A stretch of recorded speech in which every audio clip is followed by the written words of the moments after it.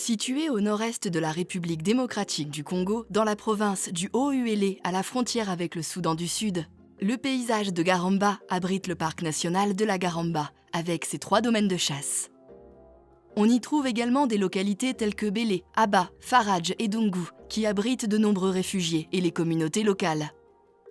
Ce paysage connaît l'afflux de réfugiés depuis 1990. Actuellement, plus de 20 000 réfugiés sud-soudanais habitent dans les sites d'installation des réfugiés de Méri et de Bélé, des localités du territoire de Faradj.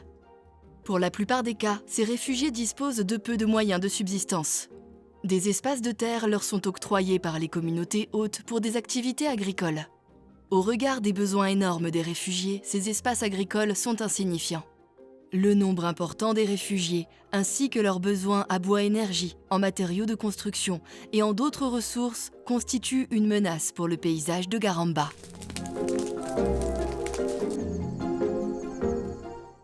Les lignes directrices pour une approche paysagère dans les situations de déplacement, ou GLADS, sont une initiative du CIFOR-ICRAF et de ses partenaires, dont l'objectif est de mieux comprendre et de faciliter la collaboration dans les paysages d'accueil des réfugiés, dont celui des sites de réfugiés dans le paysage de Garamba, dans la République démocratique du Congo.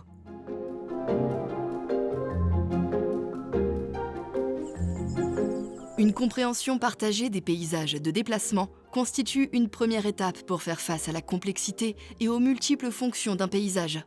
Cela inclut la compréhension des nouvelles relations sociales entre les communautés d'accueil et les autres parties prenantes, et leur utilisation des ressources. La pression exercée sur les ressources naturelles environnantes fait que les réfugiés se retrouvent maintenant souvent en concurrence avec les communautés d'accueil pour l'accès au bois de chauffe ou à l'eau. Faisons partie, ou la chefferie fait partie de ces paysages du Garamba, puisque nous sommes dans les périphéries du parc. Alors, nous avons une grande pression par rapport à la population que nous hébergeons dans notre chefferie, notamment la population locale. Il y a la présence de grands nombres de réfugiés ici. Il y a des retournés volontaires suite aux exactions de la LRA. Il y a des déplacés internes qui se sont stabilisés ici chez nous, à tel point que cette grande présence de la population pèse sur cette surface située autour du parc. La chefferie a octroyé autant d'hectares, estimés en plus de 85 hectares de terrains arables pour que les réfugiés puissent cultiver pour leur autonomisation. Nous avons une grande consommation de bois, puisque toute la population ici consomme nos bois, à tel point que vous pouvez voir, pratiquement rien n'est fait pour renouveler toutes ces coupes de bois, toutes ces exploitations des ressources naturelles que nous avons dans notre chefferie. Les défis sont énormes. La présence d'autant de réfugiés chez nous et d'autres catégories de déplacés, de retournés, ça pèse énormément sur les ressources que nous avons. Et cela crée une sorte de tension entre la population locale et ceux qui viennent habiter avec nous.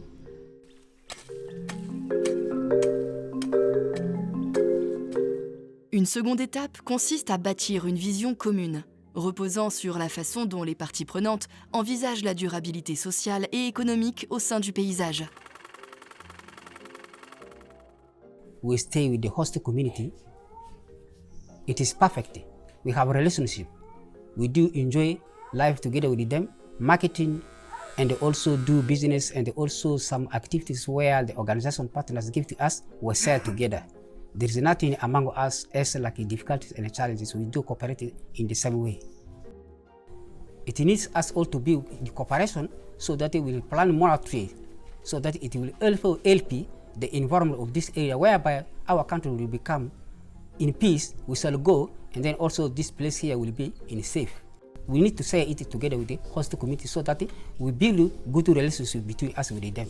That is all I have in my life, and all the refugees enjoy in this city together with the host community. we welcome those who will come to help us all together with the host community so that we have the same life and then we enjoy the same life because we came here.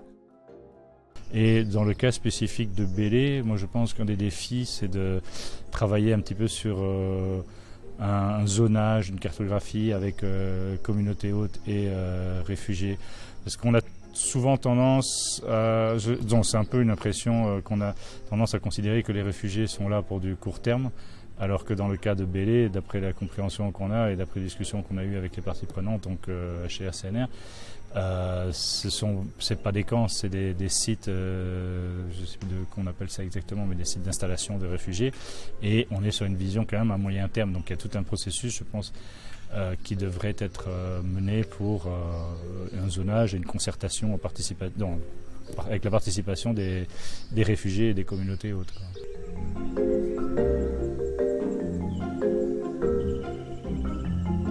Les actions menées dans les paysages d'accueil de réfugiés requièrent de travailler au-delà des secteurs, des frontières géographiques et socio-économiques, d'aborder les besoins sur le plus long terme et d'impliquer à la fois les réfugiés et les communautés d'accueil. Et le site a été identifié du côté de Bélé après concertation et discussions avec les différentes parties prenantes.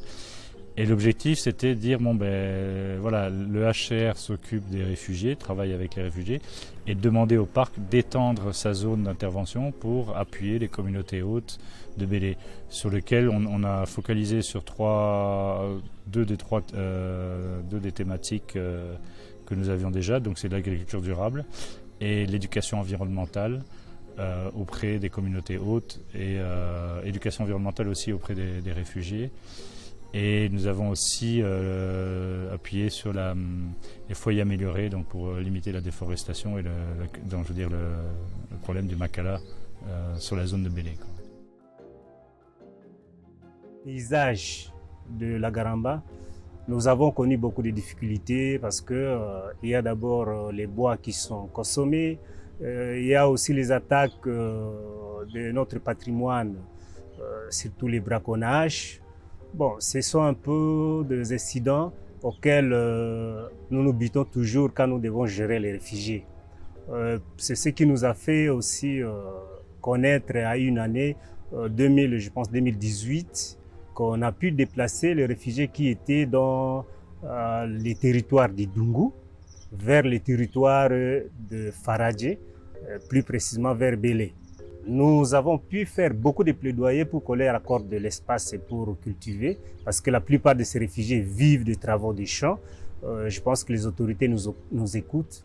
Et puis on fait aussi des plaidoyers auprès du HR pour que PAM puisse venir leur accorder les assistances, parce qu'ils peuvent faire les champs, mais ce n'est pas un mois qu'ils peuvent déjà commencer à utiliser les produits de leurs champs. Mais sinon, on continue à faire des plaidoyers pour améliorer leur situation sur le terrain. To have a support of how we can replace the deforestation which happened. There is actual high need that people should be engaged to ensure that they protect the environment so that we maintain Garamba to be in its place. Because after 2 to 3 years, if we cannot maintain the environment, so we are risking even a high risk of making desert around Garamba. But if we could really ensure that we go by the policy of the government, that cut 1, plant 5, I think this may maintain the environment.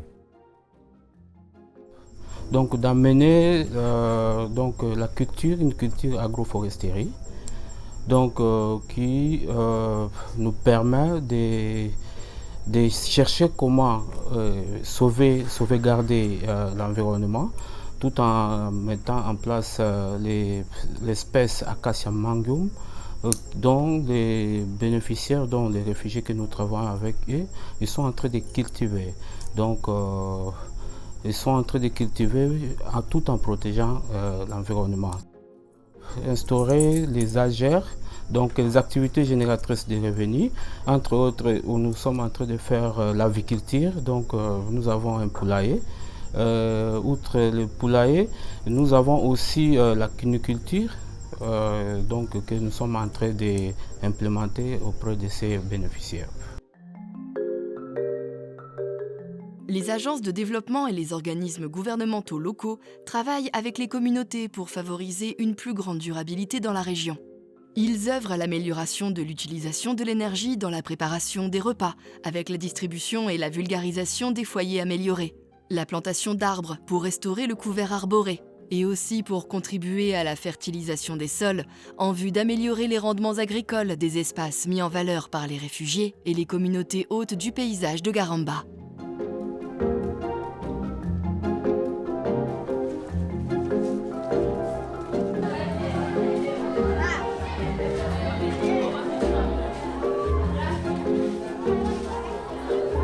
Le suivi continu de ces initiatives permettra de tirer des enseignements de ce qui fonctionne et de ce qui doit être amélioré dans cette zone d'accueil des réfugiés.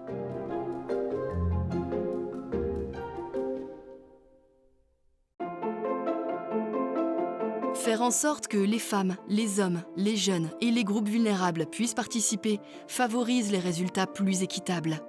La question du genre est prise en compte pour faciliter l'adoption des foyers améliorés dans les ménages du groupement Ali.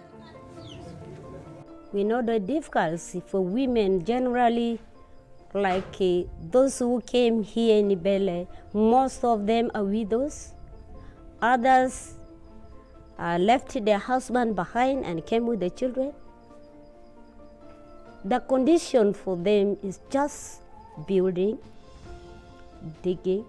We had been crying for some support, things to do with the loans that are given to women, to empower them, to make them sustain their business, to at least let them develop in all activities that can make them self-reliant.